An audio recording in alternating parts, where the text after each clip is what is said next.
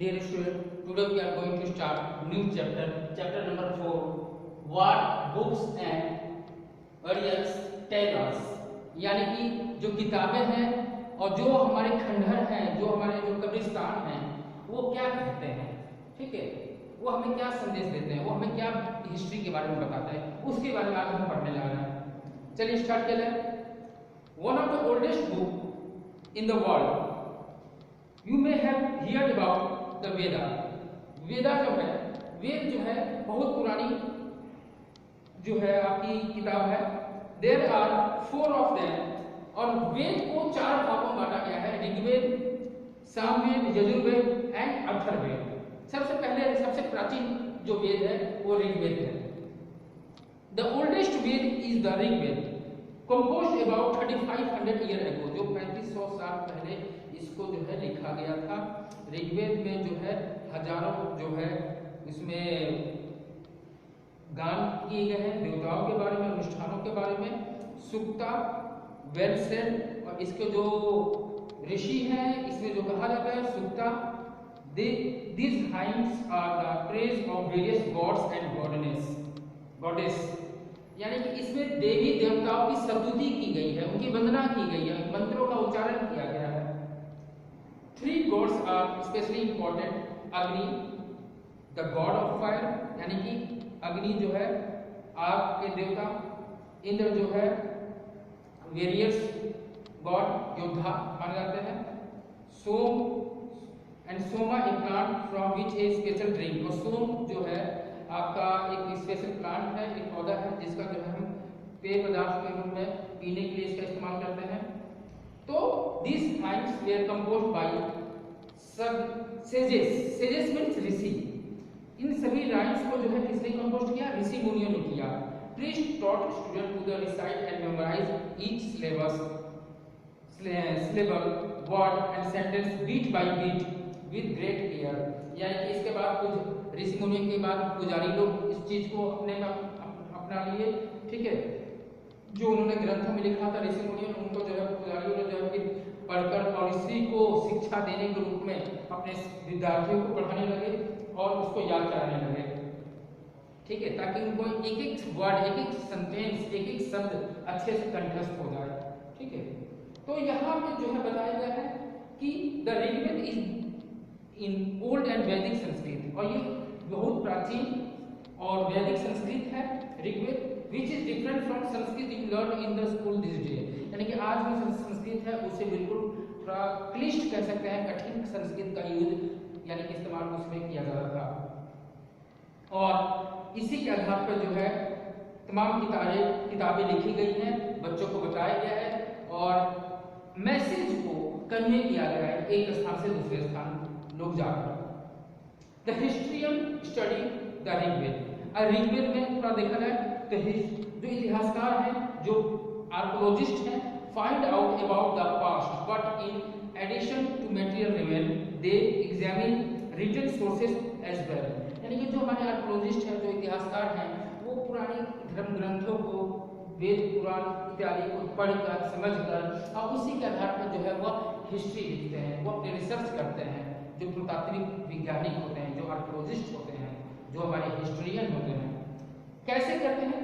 Some of the hymns in the Rigveda are in the form of dialogue, और ऋग्वेद में कुछ जो है ऐसे जो है गान ऐसे किए गए हैं जो है डायलॉग के रूप में है, सेंटेंस के रूप में है, और डायलॉग जो है बिटवीन सेज नेम विश्वामित्र जो है एक बहुत बड़े ऋषि थे, उन्होंने जो है two river Beas and Shatru that were worship as a goddess, यहाँ पे जो है व्यास और शत्रु को जो है एक दैविक रूप माना गया है, देवता के रूप में इसको पूजा जाता है, देवी के रूप में पूजा जाता है। और वेद और आपका जो है ये जो व्यास और शत्रुज है, ये आपके उत्तर भारत में जो है सिंधु नदी का जो है सहायक नदी मान सकते हैं। यहाँ पे सिंधु, गंगा, ब्रह्मपुत्र, सतलुज ये सब नदियाँ जो है हिमालय से निकलती हैं, और ये जो है व्यास और सतलुज जो है उस समय की प्राचीन जो है नदी मानी जाती थी। अब हम आते हैं यहाँ पे ए पेज फ्रॉम मनुस्क्रिप्ट, आप एनसीईआरटी बुक में देख सकते हैं, और इसमें मनुस्क्रिप्ट जो है बार्क ऑफ ट्री यानी कि पेड़ों की छाल पे, ठीक है, और जो लिखा जाता था उसमें कॉपी नहीं होती थी, तो पेड़ के पत्तों पे या उनके छालों पे जो लिखा जाता था उसे मनुस्क्रिप्ट कहते हैं। ऋग्वेद मनुस्क्रिप्ट पे लिखी गई है। 150 साल पहले जो है कश्मीर में जो है बीर्च बार्क यानी कि जो है जो बार्क माने छाल, बीर्च जो पौधा पेड़ हो गया उसकी छालों पे लिखी गई है।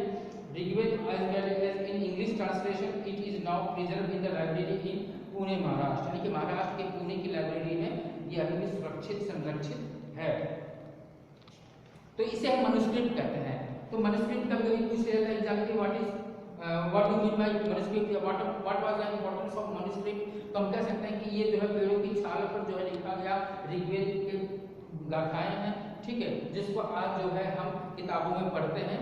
अगर वो नहीं होता तो आज हम किताब में भी उसके बारे में ऋग्वेद के बारे में जानकारी नहीं मिलती, ठीक है।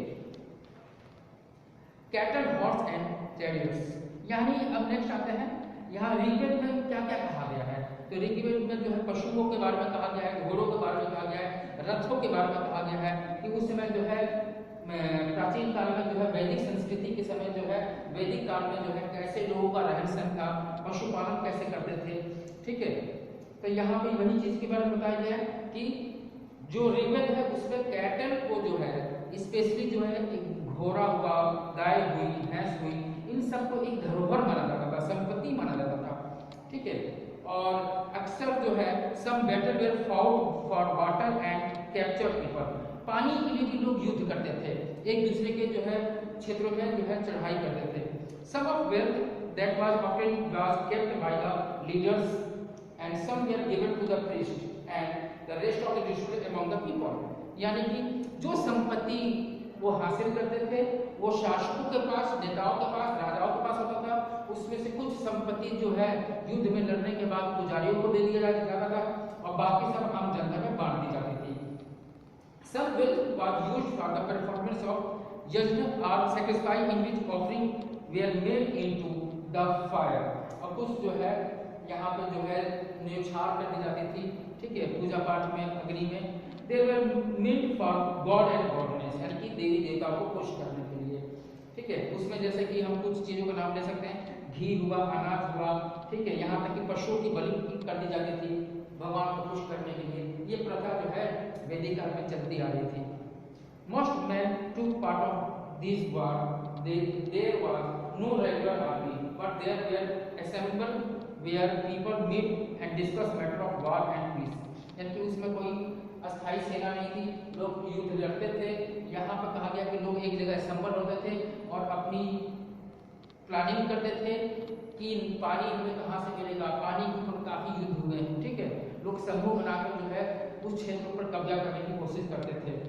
जो वेरियर्स होते थे, स्किलफुल वेरियर्स, यानी कि जो बड़े कौशल वाले योद्धा होते थे, बहादुर होते थे, वो लोग। वर्ड टू डिस्क्राइब पीपल, अब नेक्स्ट लाइन में हम जो है वहाँ अब उनकी लैंग्वेज को देखते हैं कि उन लोग पढ़ते कैसे थे, लिखते कैसे थे, कौन सी भाषा थी, लिपि कौन सी थी।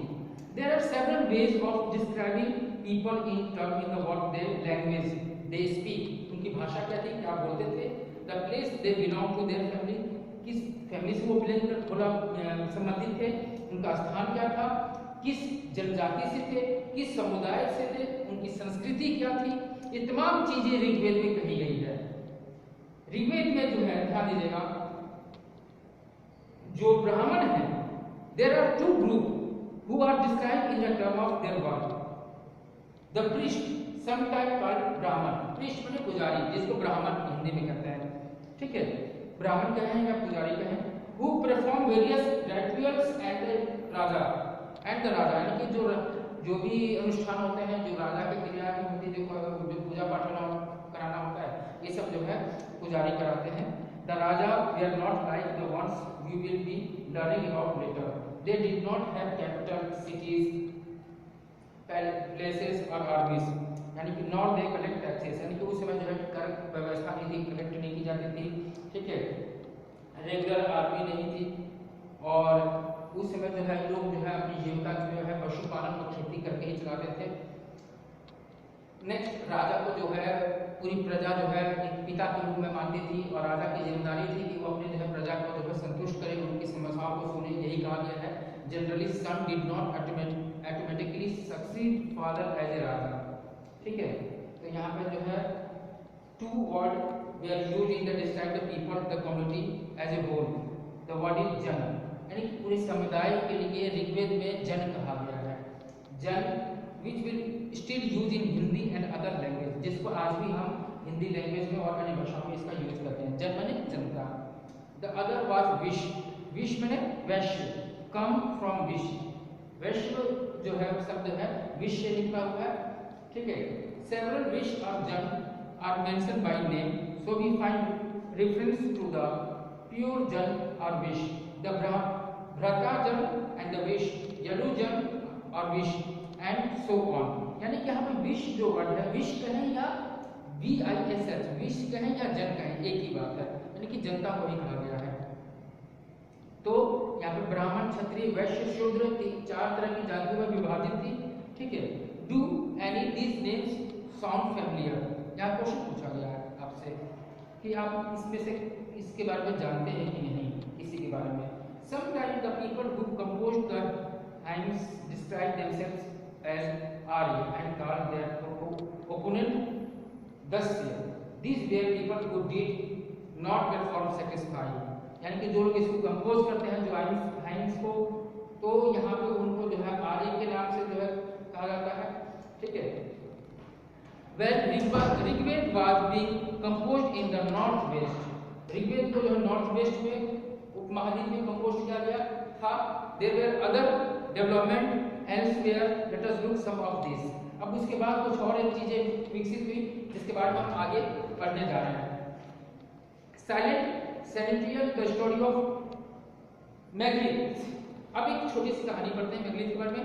These stone builders are known as megalith, literally big stone, जो बड़े बड़े पत्थर होते हैं।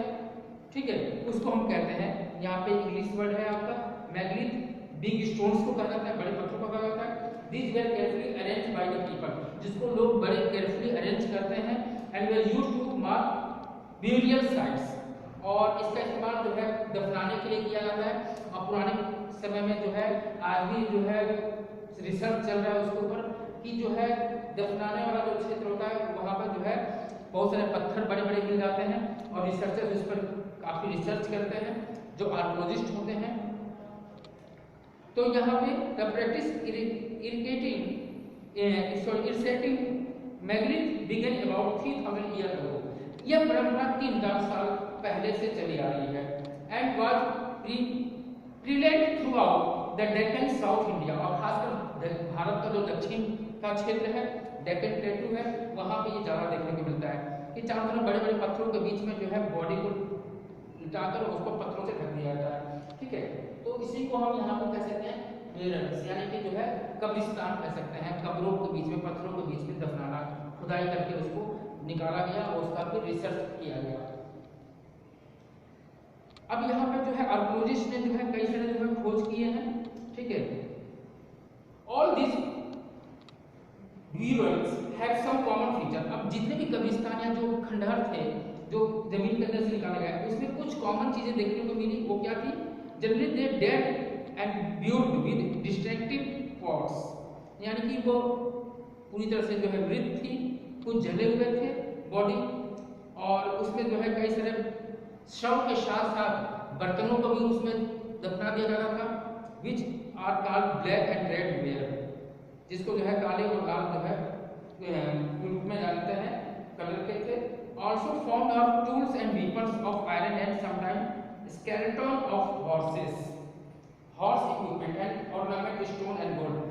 तो बॉडी को जो ब्यूरल्स यहाँ पे आप दिखाए गए ये जो है, तो इसका मतलब कब्र और पत्थरों से ढक दिया गया था।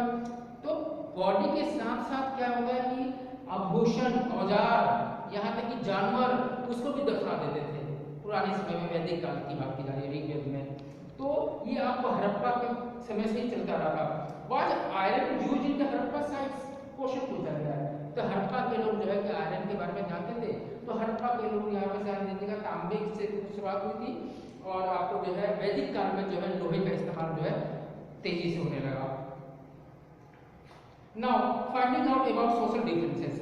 अगर आर्कियोलॉजिस्ट देखा जाए तो पुरातत्व के जो वैज्ञानिक थे उन्होंने जो है skeleton probably belong to the dead person. जो स्केलेटन होते हैं, जो कंकाल होते हैं, संभवतः जो है ये डेड पर्सन होते हैं, मरे हुए जो है मृत जो है व्यक्ति होते हैं, जो काफ़ी जो है सालों से जमीन के अंदर दफन किए होते हैं, तो उन्हीं को स्केलेटन कहते हैं। More object are found in the one grave than the other, यानी कि एक खंडहर से दो खंडहर में, एक ही खंडहर में दो कब्रों को देखा गया है, ठीक है। और इसमें कुछ एग्जाम्पल भी दिए हैं। ब्रह्मगिरी जो है ऑन, आप मैप में देख सकते हैं, ब्रह्मगिरी के पास में ये सब चीज़ें देखने को मिल जाएगी, ठीक है। कर्नाटक में आपको जो है काफ़ी ये फीचर्स दिया गया है। Some were rich, other poor, some chief and other followers. इसमें से कुछ जो है बहुत ज़्यादा अमीर थे, कुछ गरीब थे और कुछ फॉलोअर्स थे। Where some burial spot meant for certain families, sometime magnet contain more than one skeleton, यानी कि कभी कभी खंडहर में एक से एक दो लाशों को, तीन लाशों को एक ही कब्र में रख दिया जाता था, ठीक है। और लोग सामूहिक रूप से दफन करते थे, पत्थरों से ढक दिया जाता था। बॉडी के साथ साथ जो है जानवरों को भी उसमें दफनाया जाता था। ये कहीं कहीं देखने को आपको मिला। बुर्जहुम जो है आपका देखेंगे कश्मीर में, बुर्जहुम जो क्षेत्र है वहाँ पे ये साक्ष्य देखने को मिले। मैप में भी आप जो है इंडिया के मैप में भी आप देख सकते हैं 3600 to 2700 ईयर अगो, यानी कि 3600 से 2700 साल पहले river Ghod tributary of Bhima, Bhima नदी का जो सहायक नदी थी घूड, वहां पे ये सब चीजें देखने को मिला। जहां पे एडल्ट वेयर जनरली ब्यूड, यानी कि बड़े बड़े वयस्क लोगों को जो है जलाया गया, ग्राउंड और जमीन के अंदर दफनाया गया, ठीक है, उत्तर क्षेत्रों में। और उनके साथ साथ घोड़े जो है, घोड़े को भी रखा गया, घोड़े को भी दफनाया गया। ये सब चीजें परंपराएं जो है वैदिक काल में चल रही थी, ठीक है। One man was found buried in a large 4-legged clay jar in the courtyard for 5 roomed houses, यानी कि एक आदमी को जो है जलाया गया और उसको जब दफन किया गया उसकी बॉडी को, और कुछ लोगों को जलाया गया तो उसको दफन किया गया। और लगभग जो है पूरे क्षेत्रों में जो है कम से कम 5 रूम्ड हाउसेस, यानी कि चारों तरफ से 4 घरों के बीच में ये जो है इसका ये कब्रिस्तान बनाया गया। तो ये थी आपकी पुरानी समय की बातें, जिसके आधार पर हम किताबों और कब्रगाहों के बारे में, कब्रिस्तानों के बारे में, कि इनसे हमें क्या मैसेज मिलता है। तो इनसे हमें ये मैसेज मिलता है कि हम जो है यहाँ इन स्रोतों के द्वारा हम इतिहास के बारे में जानकारी प्राप्त कर सकते हैं और अपने स्टूडेंट को बता सकते हैं कि ये पुराने समय में ये व्यवस्थाएं थी, ठीक है। ऑक्यूपेशन एंड ऑक्यूपेशन में व्यवसाय, अगर ऑक्यूपेशन देखा जाए तो archaeologist have found seeds of wheat, बेयरली, rice, pulse, millet, P and seed, यानी कि सीजन, यानी कि गेहूं, ज्वार, बाजरा, दाल, चावल, मोटे अनाज, मटर, तिल, इन सब की खेती लोग करते थे। जानवरों को बड़ी संख्या में यहाँ पशुपालन करते थे। जानवरों का जो है कैटल्स, खासकर गाय, बकरी, भैंस, घोड़ा, कुत्ते, ठीक है, सुअर इत्यादि का जो है काफी साक्ष्य देखने को मिली, इनकी बॉडी देखने को मिली, डेड बॉडी। इससे ये पता चलता है कि ये वैदिक काल में ये लोग जो है उस समय की जो सभ्यता थी इन सभी जानवरों का इस्तेमाल अपने फायदे के लिए करते थे, ठीक है। कुछ जो है इंसेक्ट्स और कुछ जो है चिड़ियों के नाम दिए हुए हैं। हाँ, crocodile, turtle, crab, fish, birds, इन सब से परिचित थे लोग उस समय। हाँ, फ्रूट्स की बात की जाए तो बेर, आंवला, जामुन, खजूर यानी डेट्स, ये तरह तरह के वैरायटी के जो है ड्राई फ्रूट और फ्रूट का इस्तेमाल वो लोग करते थे उस समय। तो ये सब छोटी छोटी चीज़ें हैं जिसके बारे में आपको जानकारी रखनी चाहिए कि वैदिक काल के लोगों का रहन सहन क्या था, यहाँ पे खान-पान क्या था, पिछले टॉपिक में भी हम आपको बताए थे। और यहाँ पर खासकर इसमें जो है हम बुक्स के बारे में और जो कब्रिस्तान है उसके बारे में हमने देखा। इसमें बुक्स में आपका हम कह सकते हैं कि ऋग्वेदा, ऋग्वेद, सामवेद, सोमवेद एंड अथर्ववेद।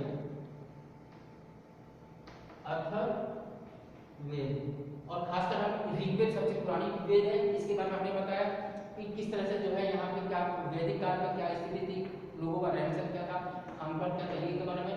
और ये आपका ब्यूरल्स यानी कि जो डेड बॉडी है, डेड बॉडी, ठीक है, जो कब्रिस्तान होता है उसको हम जो है दफन करते हैं उसको हम कहते हैं ब्यूरल्स। और ये आपका भारत का विभिन्न क्षेत्रों में है। और इन दोनों साक्ष्यों से यानी कि किताबों से और जो कब्रिस्तान है, जो खंडहर है, इनसे आर्कियोलॉजिस्ट और इतिहासकार यानी हिस्ट्रियन रिसर्च करके किताबें लिखते हैं और पुरानी सभ्यताओं के बारे में जानकारी जनता को पहुंचाते हैं। धन्यवाद।